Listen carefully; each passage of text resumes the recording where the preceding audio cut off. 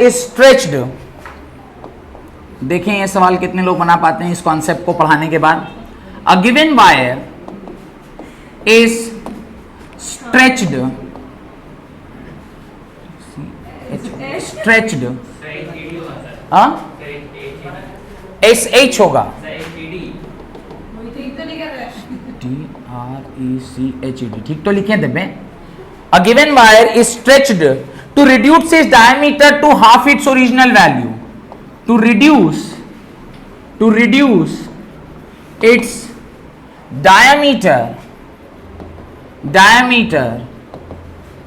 to half its original value, to half its original value, to half its original value. What will be its new resistance? What will be its new resistance? What will be its new resistance? नए resistance के बारे में आपको बताना है कि भाई हमारा नया रेजिस्टेंस क्या हो जाएगा उसका। अगर डायमीटर के साथ आपने क्या छेड़छाड़ की है, आधा कर दिया है डायमीटर को, तो क्या लेंथ के साथ भी कोई परिवर्तन आएगा? लेंथ चेंज करेगा कि नहीं करेगा? अब इस सवाल में तो उसने नहीं बोला कि भाई डेंसिटी कांस्टेंट है, अब क्या किया जाए बताइए। होगा कि नहीं होगा दोस्त? चेंज करेगा लेंथ, चाहे दिया रहे या फिर ना दिया रहे। आपको यह मानना है कि वॉल्यूम क्या है, कांस्टेंट है, और वॉल्यूम कांस्टेंट होता है। ऐसे भी कॉमन सेंस, एक तो आटा का लोइया आप लिए, एक तो आटा का इतना बड़ा आपने लंप ले लिया, उस लंप को अगर आप मान लीजिए ऐसा बहुत चौड़ा कर दिए, तो लंबाई अगर चौड़ा हुआ तो ऑब्वियसली डायमीटर उसका क्या हो जाएगा, घटेगा। अब बहुत ज्यादा दबा दीजिएगा तो लेंथ कम हो जाएगा, लेकिन डायमीटर ज्यादा। कॉमन सेंस है, मतलब इसमें लिखा रहे ना लिखा रहे इससे कोई विशेष फर्क पड़ता नहीं है। पर आंसर आपको किसके टर्म में देना है? डायमीटर के टर्म्स में। तो जो एरिया आप लिखेंगे, that area will be equal to pi d1 square by 4 A1, और जो A2 लिखिएगा वो क्या लिखिएगा, पाई d2 स्क्वायर बाई 4, और पाई d2 square by 4। Initial length L1, final length L2। Volume क्या रहने वाला है? Volume is constant. If volume is constant, this implies area 1 into length 1 must be equal to area 2 into length 2। ये relation तो सदैव ही क्या रहने वाला है, ट्रू रहने वाला है। और अगर ऐसा होगा तो आप क्या लिख सकते हैं, पाई, क्या लिख सकते हैं, pi d1 square by 4 into L1 must be equal to pi d2 square by 4 into L2। यहां से पाई से पाई गया, 4 से 4 गया, d1 बाई d2 का whole square must be equal to L2 by L1। ये निकल कर आ रहा है। अब आपने डायमीटर को क्या कर दिया है, आधा टेढ़ा बांका कुछ कर दिया है।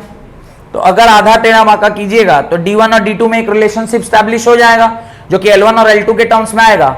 आपके पास रेजिस्टेंस का एक फॉर्मूला है, ऊपर भी नॉर्मल के टर्म्स में और नीचे चेंज होने के बाद। दोनों को एक दूसरे के टर्म में पुट करिए और बताइए मुझे कि आंसर कितना गुना आ रहा है। What is the answer?